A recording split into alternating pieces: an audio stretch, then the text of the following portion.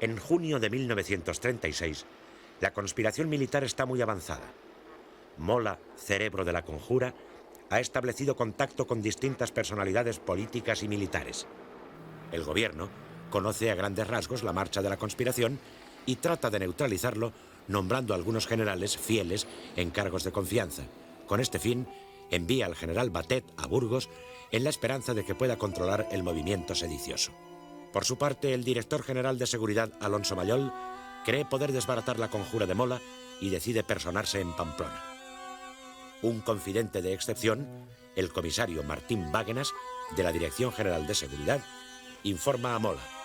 Este, con habilidad, evita que Alonso Mayol visite la comandancia y hace fracasar su gestión. El 23 de junio se descubren en Barcelona unas instrucciones sobre el alzamiento al efectuar un registro en el domicilio de un capitán de la Guardia Civil. El capitán Federico Escofet, hombre de confianza de Companys, nombrado por el comisario general, elabora un informe sobre la situación de Barcelona. En él se dice: resulta indudable que se están efectuando preparativos en la actualidad con vistas a un verdadero golpe de Estado. Companys envía el expediente al presidente del gobierno. Escofet pide que se le autorice a detener a los principales comprometidos, pero su solicitud no es atendida. Coincidiendo con estos hechos, los gallegos acuden a las urnas el domingo 28 de junio para pronunciarse en plebiscito sobre su estatuto. El resultado es abrumador: casi 1 millón de votos a favor y solo 6.085 en contra. Los galleguistas celebran el triunfo. Mientras tanto, Mola pasa por momentos de desánimo, principalmente porque no llega a una avenencia con los carlistas, cuyas condiciones sigue considerando inadmisibles. El general jefe de la Sexta División, Domingo Batet, con sede en Burgos, visita la guarnición de Pamplona el 4 de julio. Durante su estancia, Batet dice a Mola que es necesario acabar con la atmósfera enrarecida que ha notado en los cuartos de banderas y fuera de ellos. Mola responde que ya ha hecho las advertencias pertinentes y recuerda a Batet que tal estado de ánimo no es privativo de la guarnición pamplonesa. Mientras tanto, la oposición civil antirrepublicana ha ampliado el alcance de la conspiración. Los hombres de Renovación Española, y en particular Pedro Sainz Rodríguez, han mantenido estrechos contactos con las autoridades fascistas italianas. Según él, llegan al acuerdo de que en caso de producirse un alzamiento contra la República, el gobierno de Roma ayudará incluso con apoyo militar. Sainz Rodríguez lleva el documento a las Cortes. Quien primero lo lee es Rodezno, quien lo firma en la escalinata del Congreso, apoyándose en el lomo de uno de los leones de la puerta. Calvo Sotelo lo rubrica en un saloncillo. Goicoechea ha de suscribirlo en su mismo escaño, pues está a punto de intervenir en el debate. Nunca un pacto secreto con una potencia extranjera para derribar a un gobierno legítimo ha sido formalizado en un escenario similar. Causa extrañeza que, habiendo tomado ya tal vuelo la conspiración, el gobierno presidido por Casares Quiroga no adopte las medidas necesarias para abortarla, a pesar de los avisos que recibe. A mediados de mes, aprovechando una pausa en los debates parlamentarios, Indalecio Prieto, siempre bien enterado, considera su deber advertir a Casares Quiroga de los alarmantes avances del complot castrense. El presidente del gobierno le responde irritadísimo: no me fastidie usted más con sus cuentos de miedo y déjeme en paz. Usted sufre ya la menopausia. Y añade, refiriéndose a Mola: es un republicano leal que merece, por tanto, respeto de las autoridades. Tampoco parecen impresionar a Casares Quiroga las campañas de la prensa de izquierdas que, con alardes sensacionalistas, alerta de lo que se trama. Ni siquiera Manuel Azaña, presidente de la República, se deja convencer por los rumores. En Barcelona, los servicios policiales de la Generalitat, dirigidos por el capitán Escofet, descubren un nuevo foco de conspiración. En un sobre azul se encuentra el texto del previsto bando que declararía el estado de guerra y un manifiesto dirigido al país por la Junta Suprema Militar de Defensa de España. Ambos documentos llevan estampados el sello oficial del Estado Mayor de la División.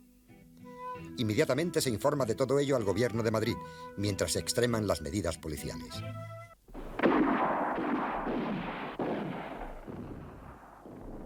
Dan comienzo en el denominado Llano Amarillo en la región de Ketama las maniobras de las tropas que guarnecen el protectorado de Marruecos. Al iniciarse los ejercicios, el teniente coronel Yagüe comenta con otros jefes y oficiales. Supongo que sabrán ustedes que vamos a sublevarnos. Estas maniobras han de ser, por la voluntad y por la generosidad del ejército, el punto de arranque de la cruzada de salvación que España espera de nosotros.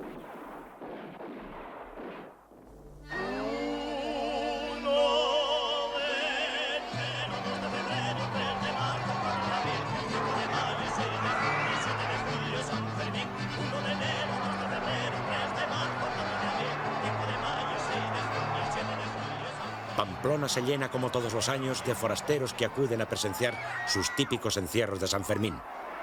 Pero no todos tienen la mente puesta en las fiestas. Algunos, como el general Fanjul, van a conspirar. Mola se entrevista con el conde de Rodezno, diputado de la Comunión Tradicionalista y uno de sus dirigentes más destacados, en el claustro de la Catedral de Pamplona.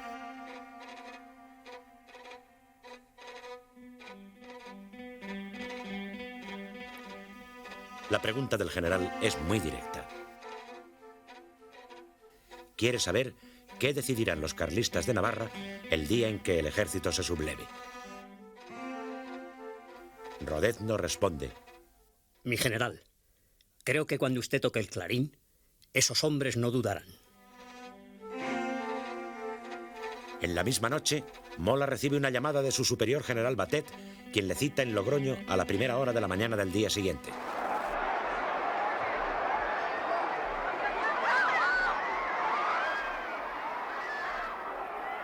Alegando que Pamplona está en fiestas y que le es difícil eludir sus compromisos, Mola propone otro lugar de reunión, que Batet acepta, el monasterio de Irache. La conversación dura 40 minutos. De lo tratado entre ambos, solo se sabe lo que refiere el biógrafo y confidente de Mola, Félix Maíz. Batet, enterado de lo que se prepara, trata de disuadirle. El conspirador responde: Acato cualquier régimen menos uno, claro está. El comunista. Creo que no llegará, pero juro que si yo lo viese a las puertas de España, saltaría a la calle no como general, sino como un soldado, o simplemente como Emilio Mola Vidal. Lo haría en último caso en mangas de camisa y con una estaca en la mano. Tras un silencio, Batet pregunta: ¿Su última palabra? Doy mi palabra de no estar comprometido en ninguna aventura.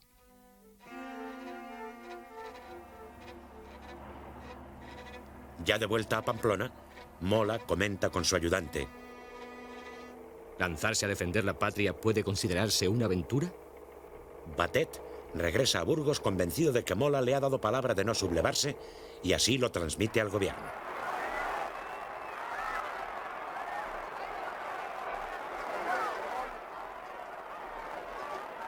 Al llegar a su despacho de Pamplona, Mola mueve la primera palanca de la puesta a punto de la rebelión y da la orden de preparados. Esa misma tarde se comunica la orden a los jefes comprometidos en las divisiones de Zaragoza, Burgos y Valladolid. En ese mismo día 11 de julio de 1936, despega de Londres el avión Dragón Rapid. Su destino es Canarias. Su misión, recoger al general Franco para trasladarlo a África, donde debe ponerse al frente de la ya inminente sublevación. Lo ha fletado Juan Ignacio Luca de Tena, con la colaboración del corresponsal de ABC en Londres, Luis Antonio Bolín. En las gestiones para alquilar el aparato ha intervenido el ingeniero Juan de la Cierva, inventor del autogiro. Al atardecer de ese mismo día, se produce en Valencia un teatral golpe de efecto protagonizado por los falangistas.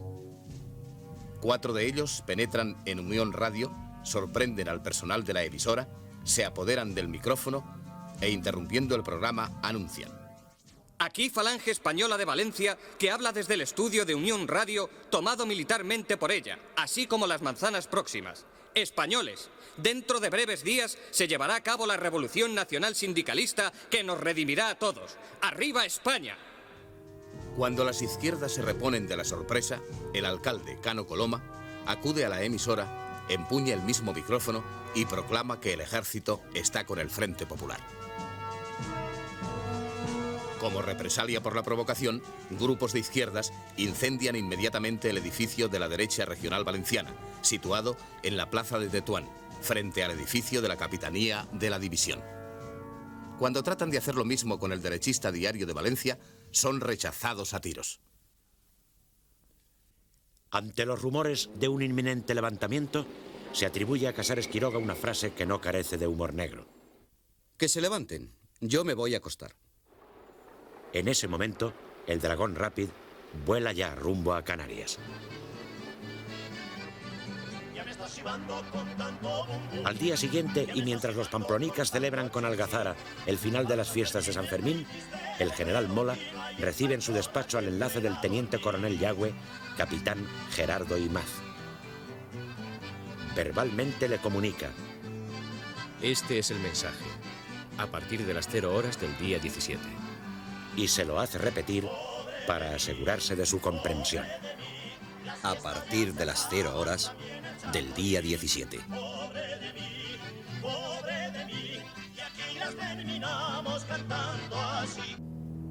A comienzos de julio de 1936, la situación en España es enormemente conflictiva. Los conspiradores ya están dando los últimos pasos para la sublevación. El avión Dragón Rapid hace escala en Casablanca, rumbo a las Islas Canarias, para recoger al general Franco a fin de que asuma el mando de las fuerzas militares cuando se subleven en el protectorado. Pero antes de llegar a Canarias, la tensión política alcanza uno de sus puntos culminantes con los asesinatos del teniente Castillo y de José Calvo Sotelo. Al atardecer del 12 de julio, en la madrileña calle de Augusto Figueroa, unos pistoleros desconocidos, pero que según todos los indicios son tradicionalistas, asesinan al teniente de la Guardia de Asalto, José del Castillo, cuando se dirige a prestar servicio al cuartel de Pontejos junto a la Puerta del Sol. El hecho de que Castillo sea instructor de las milicias socialistas le sitúa en el punto de mira del pistolerismo de extrema derecha que viene amenazándole de muerte desde tiempo atrás.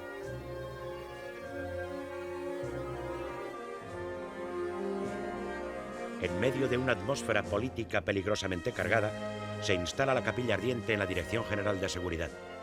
Muchos de los compañeros de Castillo están visiblemente excitados. Al día siguiente, tiene lugar el asesinato de Calvo Sotelo. Ya desde el asesinato del capitán Faraudo, algunos grupos quieren responder por la fuerza. La muerte de Castillo precipita los acontecimientos y deciden tomar represalias. Se hace cargo de la acción el capitán de la Guardia Civil, Fernando Condés, elegido por sorteo. Guardias de asalto, a los que se incorporan varios miembros de las milicias socialistas, entre ellos Luis Cuenca Estebas, salen en la madrugada del 13 de julio en una camioneta del cuerpo a ejecutar la venganza. Se dirigen primero al domicilio de Antonio Goicoechea y luego al de José María Gil Robles. Al no hallarlos, marchan al número 89 de la calle de Velázquez, residencia de Calvo Sotelo. Sin respetar su inmunidad parlamentaria, le detienen con el pretexto de un interrogatorio en la Dirección General de Seguridad. A pocos metros de su casa, en la misma camioneta en que le conducen, Cuenca asesina a Calvo Sotelo de un par de tiros en la nuca. El cadáver es abandonado en el cementerio del Este. Rápidamente se descubre el crimen. España entera se estremece. El gobierno, en una nota oficial, reprueba los asesinatos, llama a la serenidad de todos y cursa inmediatamente órdenes con el fin de esclarecer los hechos. El 15 de julio coinciden los entierros de las dos víctimas. En el cementerio civil, ante el féretro de Castillo, desfilan uniformadas las milicias socialistas y comunistas. Presiden el duelo el alcalde de Madrid y otras autoridades. El teniente coronel Mangada pronuncia una inflamada arenga al pie de la tumba. El entierro de Calvo Sotelo en el cementerio del Este es igualmente una manifestación política, esta vez de la derecha.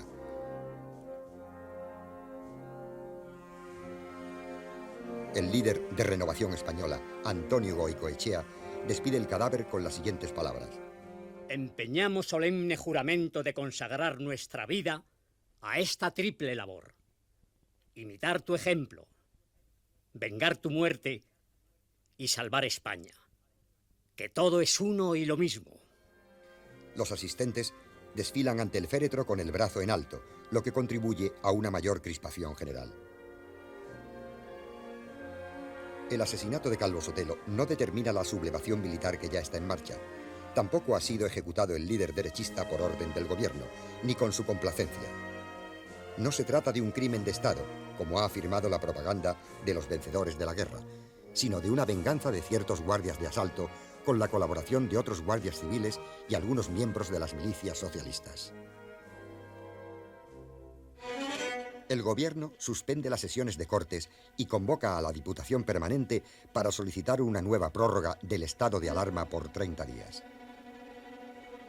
A la reunión asiste el presidente del gobierno y elude así su responsabilidad de enfrentarse a la oposición. Es el ministro de Estado, Augusto Barcia, el encargado de representar al gabinete.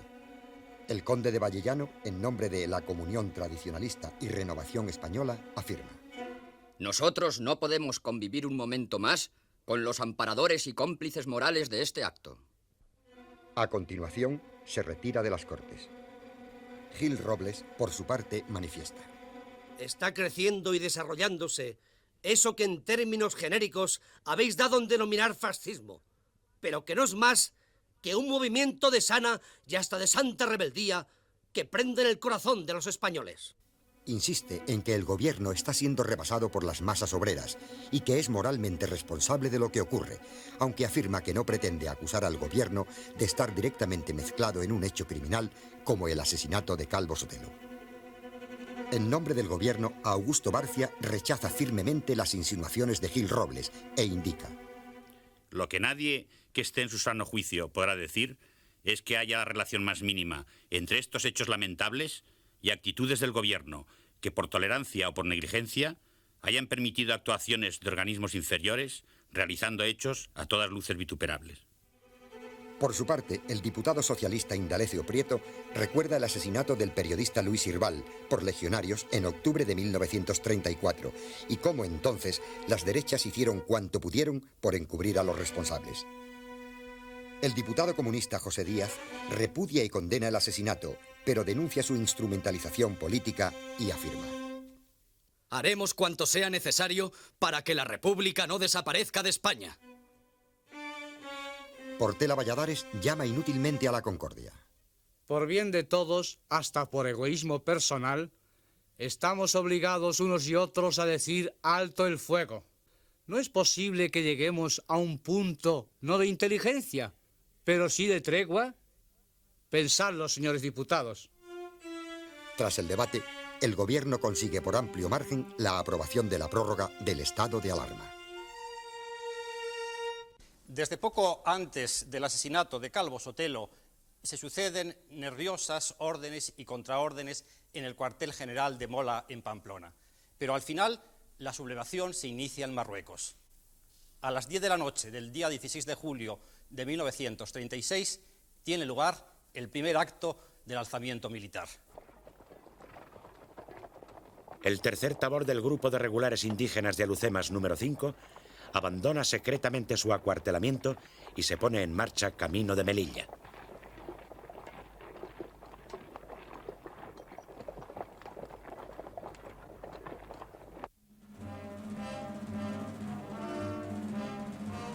En esta ciudad, los conjurados se reúnen en locales de la Comisión de Límites de África que utilizan como depósito de armas extraídas del parque de artillería.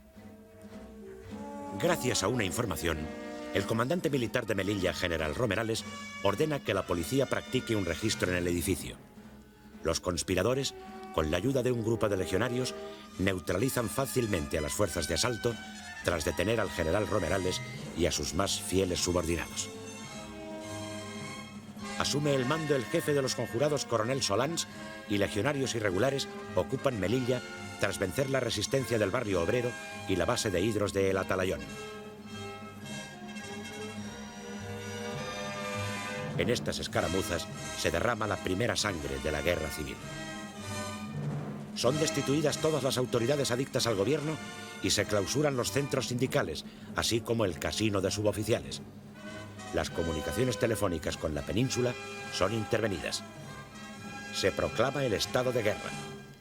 En el bando, firmado por el general Franco, se afirma: se trata de restablecer el imperio del orden dentro de la República, no solamente en sus apariencias o signos exteriores, sino también en su misma esencia.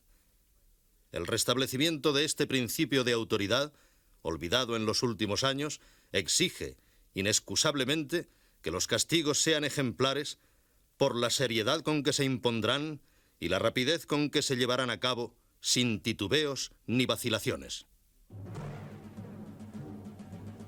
En la tarde del 17, la rebelión se extiende rápidamente a toda la circunscripción militar.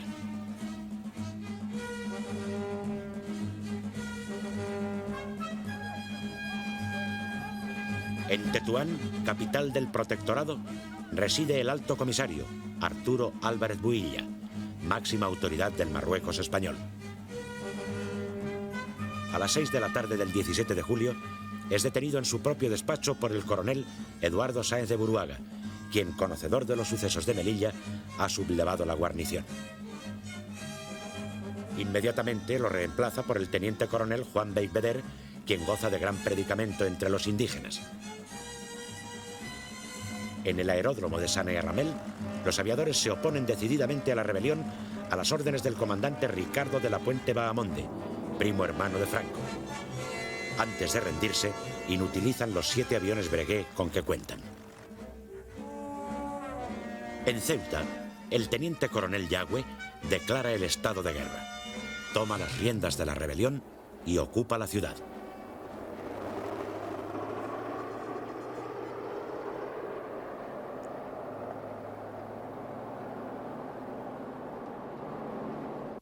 En Larache, por el contrario, hubo un poco de resistencia. Durante 4 días, grupos de obreros y algunos militares fieles a la República, mandados por el capitán López Haro, trataron de resistir. Pero tan pronto como se controló todo el territorio del protectorado y se declaró el estado de guerra, comenzó una represión francamente dura. Las principales víctimas fueron los miembros del Frente Popular, sobre todo los dirigentes más destacados, sus autoridades y los militares adictos a la República y que hicieron frente a la sublevación. Entre otros nombres se pueden destacar los de Álvarez Builla, Romerales o de la Puente Bahamonde. Es decir, en Marruecos, desde el 18 de julio, las instrucciones de Mola se cumplieron al pie de la letra.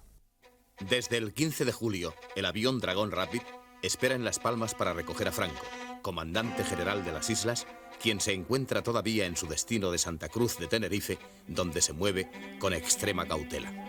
La ocasión para trasladarse a Las Palmas la encuentra Franco al morir fortuitamente, el 16 de julio, el general Amado Balmes, comandante militar de la plaza.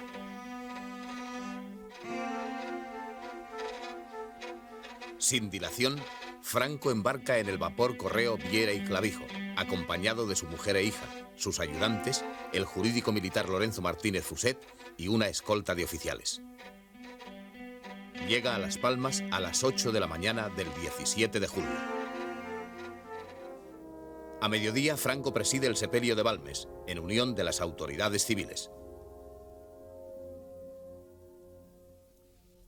En la madrugada del 18, al tener conocimiento de la sublevación en Melilla, Franco ordena a los conjurados declarar el estado de guerra y hacerse con el mando, arrebatándoselo a las autoridades republicanas, y dirige un telegrama a las fuerzas sublevadas. Gloria al heroico ejército de África. España sobre todo. Recibid el saludo entusiasta de estas guarniciones que se unen a vosotros y demás compañeros de la península en estos momentos históricos. Fe ciega en el triunfo. ¡Viva España con honor! A continuación, cursa copias de este mensaje a los principales jefes militares de toda España. A las 5:15 de la madrugada del 18 de julio, se divulga por radio la alocución de Franco, conocida como Manifiesto de las Palmas, en la que se explican los objetivos de la sublevación. El manifiesto comienza describiendo la situación política y social tal como la ven los rebeldes. La situación de España es cada día más crítica. La anarquía reina en la mayoría de los campos y pueblos. Huelgas revolucionarias de todo orden paralizan la vida de la población, arruinando y destruyendo sus fuentes de riqueza. Los monumentos y tesoros artísticos son objeto de los más enconados ataques de las hordas revolucionarias. El ejército, la marina y demás institutos armados son blanco de los más soeces y calumniosos ataques, precisamente por parte de aquellos que debían velar por su prestigio. La Constitución, por todos suspendida y vulnerada, sufre un eclipse total. Ni igualdad, ni libertad, ni fraternidad, ni unidad de la patria, amenazada por el desgarramiento territorial. Al espíritu revolucionario e inconsciente de las masas engañadas y explotadas por los agentes soviéticos, se unen la malicia y negligencia de las autoridades de todas clases. ¿Es que podemos abandonar a España a los enemigos de la patria? Eso no lo haremos quienes juramos defenderla. A continuación, se expone cuáles son los objetivos del alzamiento. Justicia, igualdad ante las leyes ofrecemos. Paz y amor entre los españoles. Trabajo para todos. Justicia social llevada a cabo sin encono ni violencia y una equitativa y progresiva distribución de riquezas. La energía en el sostenimiento del orden estará en proporción a la magnitud de la resistencia que se ofrezca. El espíritu de odio y venganza no tienen albergue en nuestro pecho. Del forzoso naufragio que sufrirán algunos ensayos legislativos, sabremos salvar cuanto sea compatible con la paz interior de España y su anhelada grandeza, haciendo reales en nuestra patria, por primera vez y en este orden, la trilogía Fraternidad, Libertad e Igualdad. Españoles, ¡viva España! ¡Viva el honrado pueblo español! Posteriormente, otros documentos firmados por Franco concluyen con los gritos de ¡Viva España! Y ¡viva la República!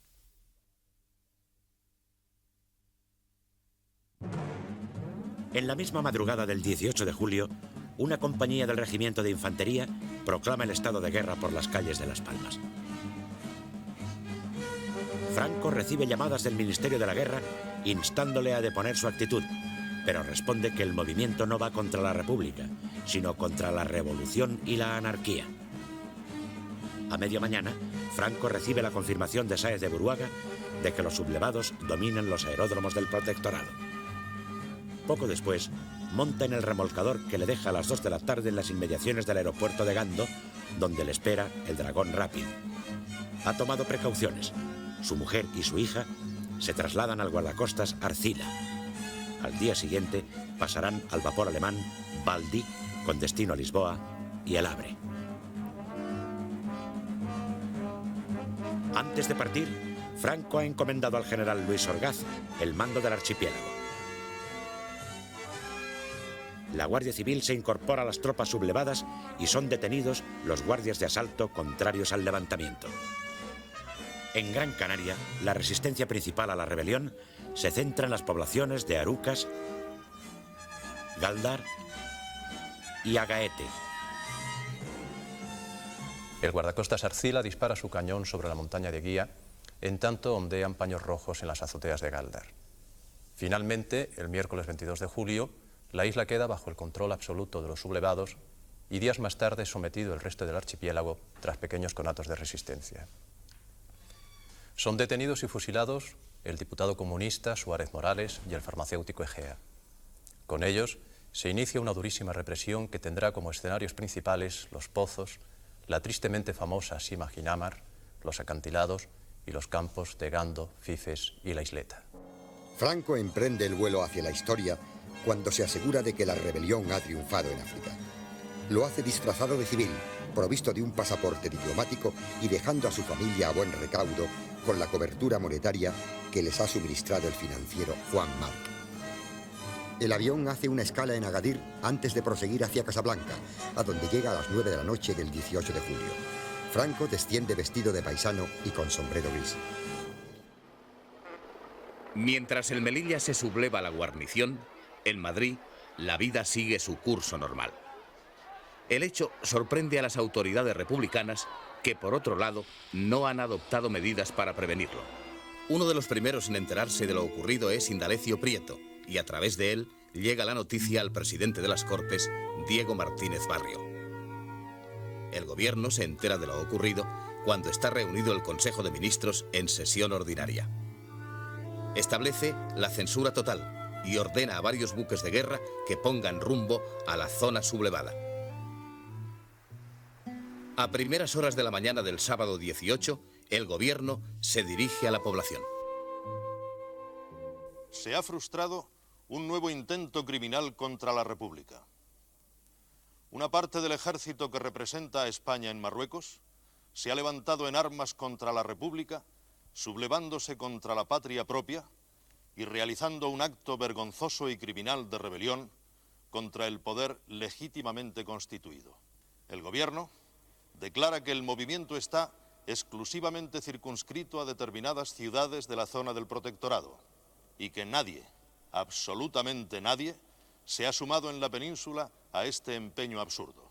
En estos momentos, las fuerzas de tierra, mar y aire de la República, que salvo la triste excepción señalada, permanecen fieles al cumplimiento del deber, se dirigen contra los sediciosos para rechazar, con inflexible energía, un movimiento insensato y vergonzoso.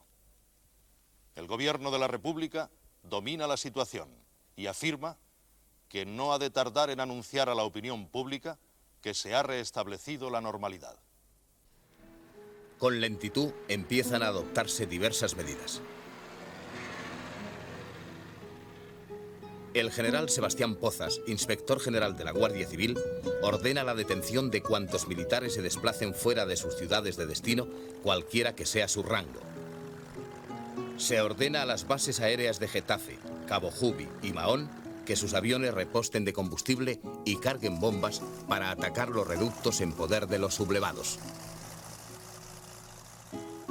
Casares Quiroga cursa órdenes para que acudan a Madrid guardias de asalto desde varias ciudades.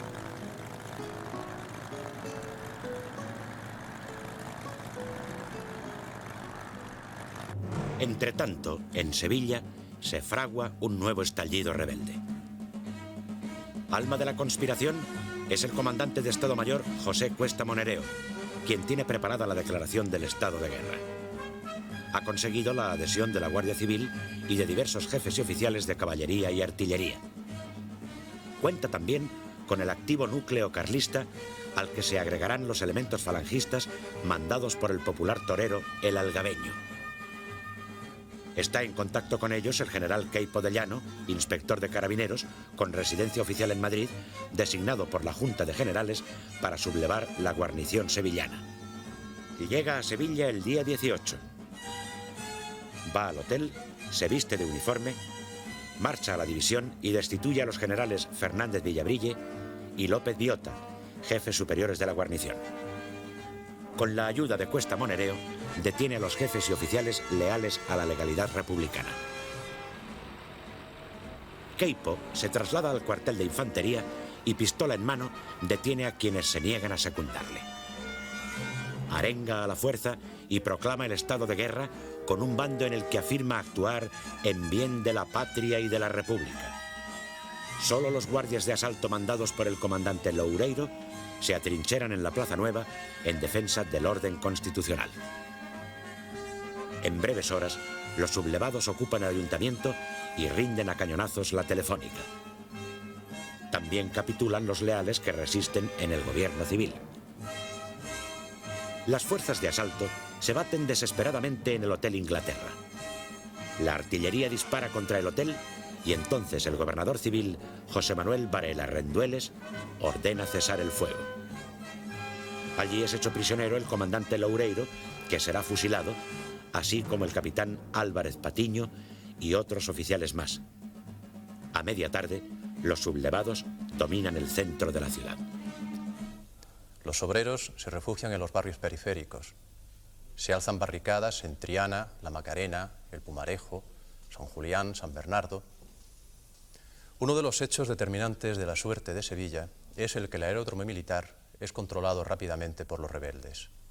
De entrada, esto aborta la iniciativa del gobierno de actuar por vía aérea contra los sublevados del protectorado. Los capitanes Vara del Rey y Alfonso Carrillo se apoderan de 2 aviones que han llegado desde Barajas y les impiden realizar la acción sobre Marruecos. Además, el aeródromo será pieza fundamental para el futuro traslado de las tropas coloniales hacia la península. En Córdoba, en la tarde del 18, el coronel del Regimiento de Artillería Ciriaco Cascajo Ruiz proclama el estado de guerra. Se le oponen decididamente elementos frente populistas que acabarán por rendirse. En Málaga, el general de brigada Francisco Pachot, tras recibir órdenes de Queipo de Llano, se suma a la rebelión, aunque sin entusiasmo y con vacilaciones. Entra en el puerto el destructor Sánchez Barcaiztegui, con la dotación amotinada a favor de la República, y su comandante, capitán de fragata Bastarreche, detenido. Ello hace que Pachot renuncie a sublevar las tropas. En Cádiz, el comandante militar general José López Pinto está comprometido en el alzamiento. En esta ciudad se encuentra también el general José Enrique Varela, confinado por el gobierno, dispuesto a sumarse a la rebelión. También se adhieren a los sublevados las guarniciones de Jerez de la Frontera y de Algeciras.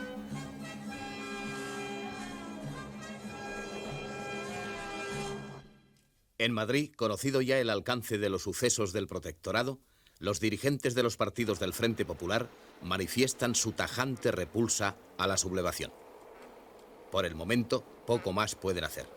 A pesar de cuanto han dicho en las semanas anteriores, no están preparados para responder al golpe. Un dirigente tan cualificado como Largo Caballero, que llegó a amenazar con desencadenar la revolución en el caso de que los militares se alzasen en armas, acude en tranvía a la residencia del presidente de la República para enterarse de las medidas que está tomando el gobierno. Ya en la tarde del 18 de julio, las noticias procedentes de Andalucía empiezan a crispar los ánimos y las masas se lanzan a la calle. Les exaspera la falta de transparencia informativa, la pasividad de los gobernantes y las escasas órdenes emanadas de las autoridades. Ante el clamor popular pidiendo armas, Casares Quiroga afirma taxativamente: mientras yo sea presidente, no se armará al pueblo. Sin embargo, su ayudante, el comandante Luis Barceló, entrega varios cientos de pistolas del Ministerio de la Guerra a la Casa del Pueblo.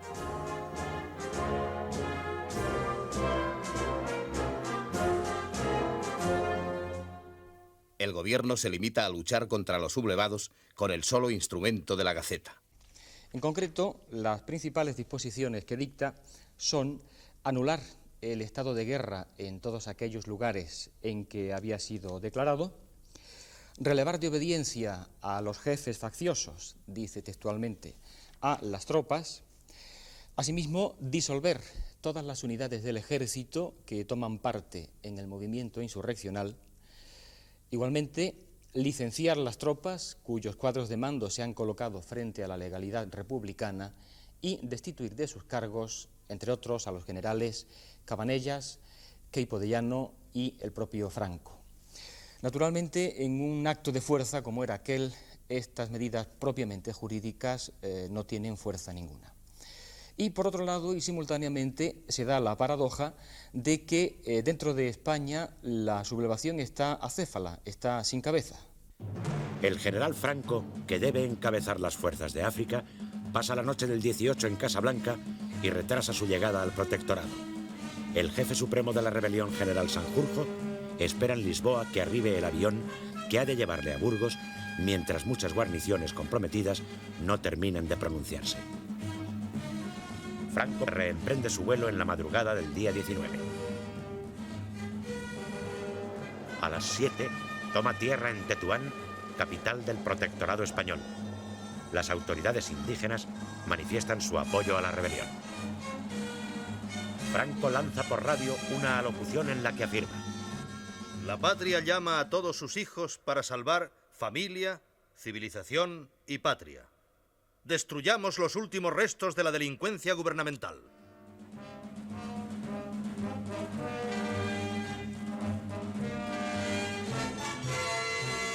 Mientras tanto, sale de Ceuta un primer convoy formado por el destructor Churruca y la motonave Ciudad de Algeciras, transportando tropas de regulares. Y llegan a Cádiz a las 5 de la madrugada del día 19 de julio. Estos refuerzos permiten a los generales López Pinto y Varela vencer la resistencia de las fuerzas leales a la República. La plaza está dominada. Con Cádiz queda también en poder de los sublevados la base naval de San Fernando. El control de esta base supone un importante apoyo estratégico para las operaciones de la flota que organizarán los rebeldes. Simultáneamente llegan a Algeciras el cañonero Dato y el mercante Cabo Espartel, también con fuerzas de regulares de Ceuta. El desembarco sofoca los núcleos adictos al gobierno, tanto en Algeciras como en la línea de la Concepción. Durante la noche del 18 de julio, Queipo de Llano controla el núcleo principal de Sevilla, pero no barrios populares como San Julián, el Pumarejo o la Macarena, donde se han levantado barricadas e incendiado iglesias. En Triana, fuerzas obreras dotadas de escopetas de caza, armas blancas y algunas pistolas intentan tomar el parque de artillería de la Maestranza. Queipo no se arriesga a adentrarse en la zona por no contar con efectivos suficientes. Descubre, sin embargo, en la radio un arma poderosa al servicio de la propaganda rebelde. Su primera alocución tiene una repercusión contradictoria. Por un lado, revela la amplitud de la sublevación, incluso en lugares en donde todavía no se ha producido. Por otro, da confianza a la España antirrepublicana. Queipo inicia sus charlas con un escueto «Buenas noches, señores», que rápidamente se populariza. De su lenguaje y estilo son elocuente muestra estas frases. Nuestros valientes legionarios irregulares han enseñado a los rojos lo que es ser hombre. De paso también a las mujeres de los rojos, que ahora por fin han conocido a hombres de verdad y no castrados milicianos. Dar patadas y berrear no la salvará.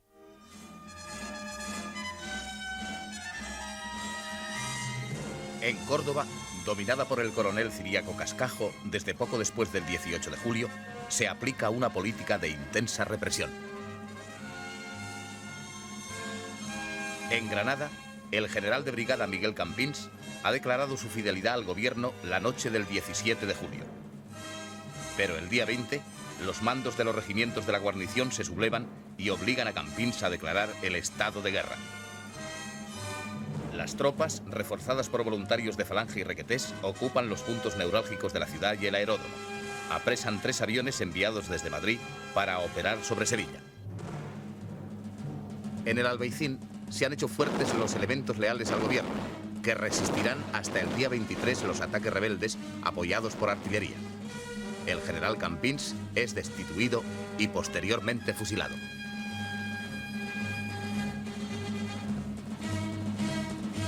En Málaga, recuperado el control de la ciudad por los elementos leales a la República, es detenido el general Pachot. Neutralizada la guarnición, gran parte de la provincia se decanta a favor del gobierno.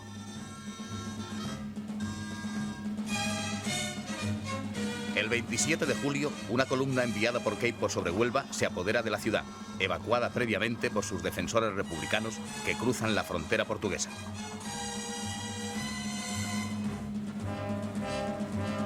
En Almería, los sublevados declaran el estado de guerra el día 20, pero la resistencia del gobernador civil, apoyada por la Guardia de Asalto, y los partidos fieles a la República, más la llegada del destructor Lepanto, deciden la situación a favor del gobierno. En Jaén no se produce intento alguno de rebelión. Un grupo de guardias civiles con sus familias y algunos paisanos, de acuerdo con las autoridades del Frente Popular, salen de la ciudad y se instalan en el santuario de Nuestra Señora de la Cabeza, cerca de Andújar.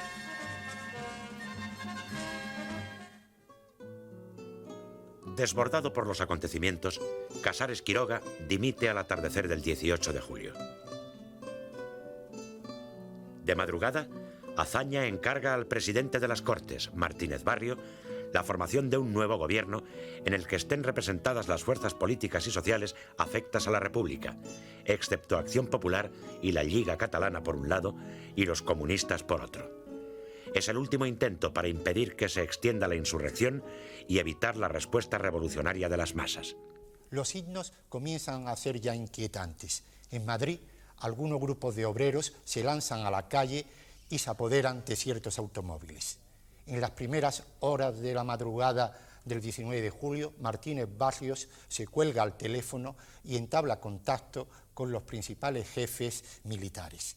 Estas conversaciones culminarán con la mantenida con el general Mola, que en Pamplona está ya a punto de sublevarse. El político sevillano describe al general Mola la tragedia que se derivará de un enfrentamiento entre españoles. No obstante ello, Mola permanecerá inflexible en su actitud. En un esfuerzo final, Martínez Barrio confecciona una lista ministerial de carácter moderado que los sublevados pueden interpretar como una solución de compromiso. Pero tan pronto como trasciende este proyecto de gobierno, es recusado enérgicamente por las organizaciones de izquierda. Una nutrida manifestación recorre las calles céntricas de Madrid en son de protesta. En ambos bandos se han producido las primeras muertes violentas y eso hace inviable que prospere el modesto conato de conciliación.